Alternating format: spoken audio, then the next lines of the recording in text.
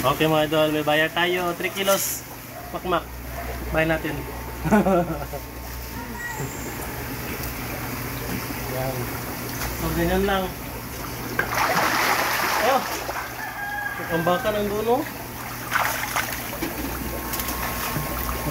Kuha natin. Yan. So, ipunin muna natin dito yung 3 kilos. Dili ako go. Yun o, tingnan nyo. Tingnan nyo mga idol. Oh. Wala. Mak, oh. Iba lagi siya, Mak. Oh. Maliit ang buntot niya, Mak. Nalibyo ba? Wala pa na. Kay 6 reverse niya, Mak. Ay. 3 kilos.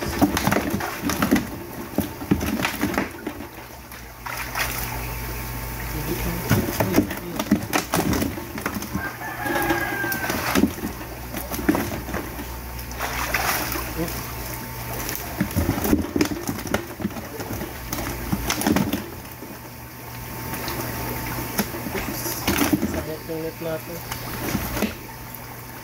Hindi na harap ito talaga.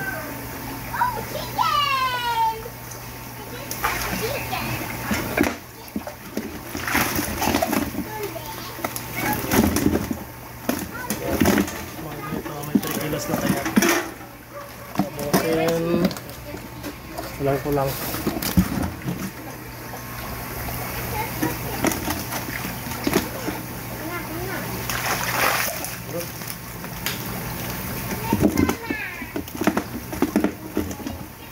Yan. Masakto na siguro. Yan, malaki natin idol, oh. Yan, oh. Tignan mo, oh.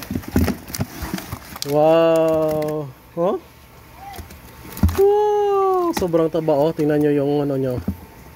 Tiyan niya. Yung likod niya. Hmm? Wow. Malaki. So, individual. 3 kilos. Matinik pa naman to. Dalawa, tatlo, apat, lima, mga 6 na kilo. Sakto, 6. 7. Ito 1 kilo. Yan, mix size, random size. Dito ang 1 kilo. Yan. Isa, dalawa, tatlo, apat,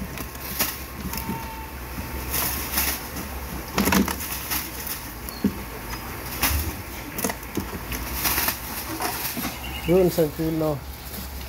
Aray ko. Dagdagan natin. Yan. Dalawa mix-mix na po, Mac.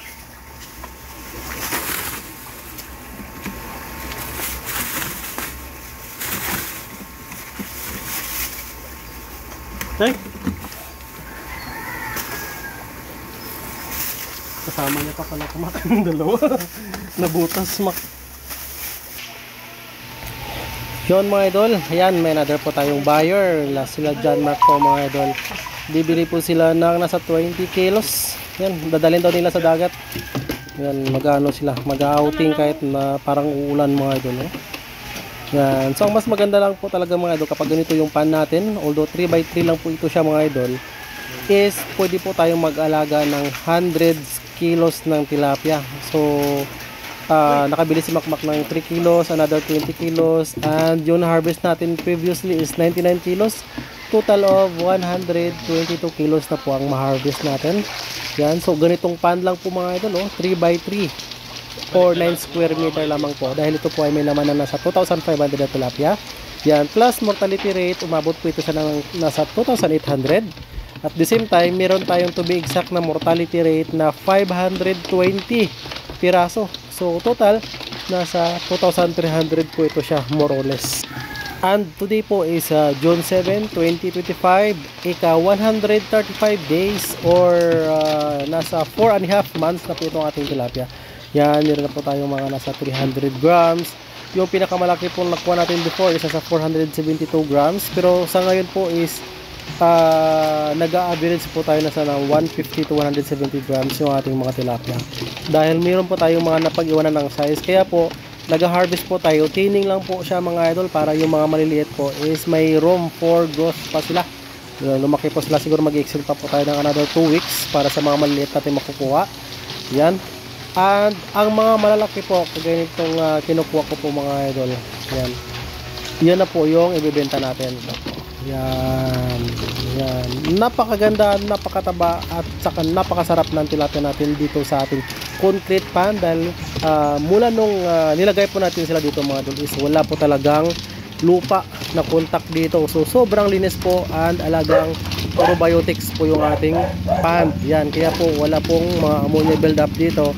The same time mga idol, walang nitrates, nitrites, mga pH fluctuation. So medyo madaling i-manage sa backyard. Pero hindi ko po ito siya ina-advise kung mga large scale na po dahil mahirap po talaga kapag super intensive kagaya po nitong nasa 277 per square meter mga idol, or I think mga nasa 300 pieces per cubic meter yung ating stocking density. Kapag ganito po mga idol, medyo mahirap na po siya i-manage kapag large scale na, like halimbawa mga 10 meter diameter na pan. Yan, sobrang hirap po mga idol. Ang mas maganda po talaga dito is kung i-flow through system na lang po, kung large scale na po talaga mga idol, kasi yung mga tao natin minsan medyo mahirap din turuan. Yan, kapag kayo po mismo is medyo okay lang. So kaya nagbabrown po yung ating tubig dito usually sa ating super intensive mga idol, dahil po yan sa mga feeds na hindi nakain, or sometimes itong dumi po nila magkukontribute po yan sa ng pagka-brown dahil ano po yan siya mga idol, mga organic matter. So kapag nasobrahan po siya mga idol, ang ginagawa po natin, humihina po kasi silang kumain kapag nasobrahan ng mga organic matter. Yan, kaya nagpa-flush po tayo ng nasa 20% 30% ng tubig, at the same time i-replace po natin. Like kagaya po nito na nag-harvest po tayo, yan, mag-skip po tayo ng one feeding dito para hindi po sila masyadong ma-stress mga idol, kasi after nitong harvest natin hindi na po sila ganado kumain. So after mag-skip po natin, yan, balik na naman po ulit yung appetite nila, syempre of course, dahil siguro sa stress during harvest po mga idol. So ang bintahan po natin ng ating tilapia mga idol is nasa 150 pesos per kilo. Yan, good size po yan siya mga idol. At sa mga nagtatanong parati always, yan sa ating feeds, yan, gumamit po tayo ng pre-starter 00 ng Tate. Ang pinakauna po talaga is nasa fry booster ng Tate, pre-starter 00, pre-starter 0, pre-starter, starter, at saka grower, hulo na po na brand yung ginawa natin grower, at saka finisher po mga idol. Sa mga natatanong po mga idol, yan, kung ano yung feeding management po natin, syempre from fingerlings na 1 gram po siya, almost 2 weeks po tayong nagpakain ng fry booster. The same time after that, nag-introduce na po tayo ng pre-starter 00. Ayan, and after ng pre-starter 00 na isang sako sa ating 2,500 mga idol, isang sako lang po, or 10 kilos po yun siya mga idol. Ayan, dahil I think 10 kilos lang po yung pre-starter 00. And after that, nakaubos din po tayo ng pre-starter 0. Yan, yun po yung sinunod po natin sa ating pre-starter 00. Ayan, nakaubos din po tayo ng isang sako or equivalent ng 20 kilos. Dahil I think 20 kilos po yun siya kung hindi ako nagkakamali. And mga idol, sa mga magtatanong po ng ating feeding management, no, nag-start na po na nag 25 grams ang ating tilapia. Average body weight po ito siya mga idol ha. Doon na po ako mag-start ng pre-starter mga idol kapag nag 25 grams na po siya. Yan, at the same time mga idol, kapag nagdating na po ng 35 grams yung average body weight ng ating mga tilapia, yan, pwede na po tayo mag-start ng starter feeds po dyan siya mga idol. Mag-introduce po tayo sa kanila. Yan, at bantayan natin, siyempre every week po tayo dyan mag-average body weight. Yan, para ma-compute po natin yung pinapakain natin sa ating tilapia. Usually man nasa 3 to 5% po ng average body weight yung amount ng feeds na pinapakain natin sa ganitong stage. Yan. The same time, kapag umabot na po ito siya sa 70 grams, yung average body weight natin, yan, start na po tayo mag-introduce sa kanila ng grower feeds po siya mga idol. Yan. So, makakaubos po tayo sa pre-starter mga idol. Makakaubos po tayo ng isang sako or 25 kilos. Sa starter, isang sako din po or 25 kilos. Sa grower po mga idol, makakaubos po tayo ng nasa 10 sako or 250 kilos sa ating 2,500 tilapia mga idol. Yan. At the same time, kapag mag 170 grams na po yung ating tilapia. Ayan, pwede na po tayo mag finisher dahil after a week po niyan or 2 weeks, pwede na po tayo mag start ng harvest kasi according sa mga chismis, yan, mas mabigat ang mga tilapia kapag makatikim ng pre-starter bago siya i-harvest mga idol. Yan. So, ganun lamang po mga idol sa feeding management po natin. From starter to finisher, 3 to 5% ng average body weight ang ating ibibigay na feeding sa kanila. Sa fry booster naman is nasa 15% ang ng average body weight ang feeding natin. Sa pre-starter, usually 8 to 10% po siya mga idol. So, sana nasundan nyo po mga idol para mag-success po tayo. Please don't overfeeding sa tilapia.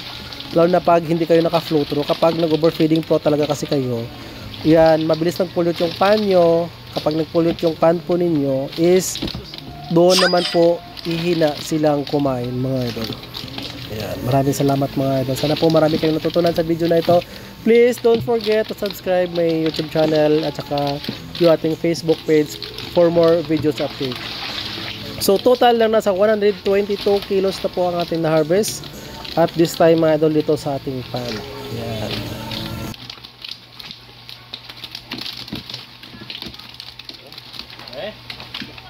Grabe oh. Pagkatambong ko.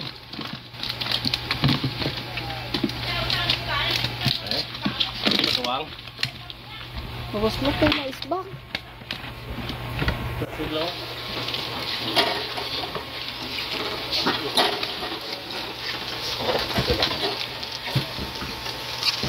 Tuwang yan. Oh, 20 kilos. Live tilapia. Namin ko butan yung ice ba? Oh, mga idol.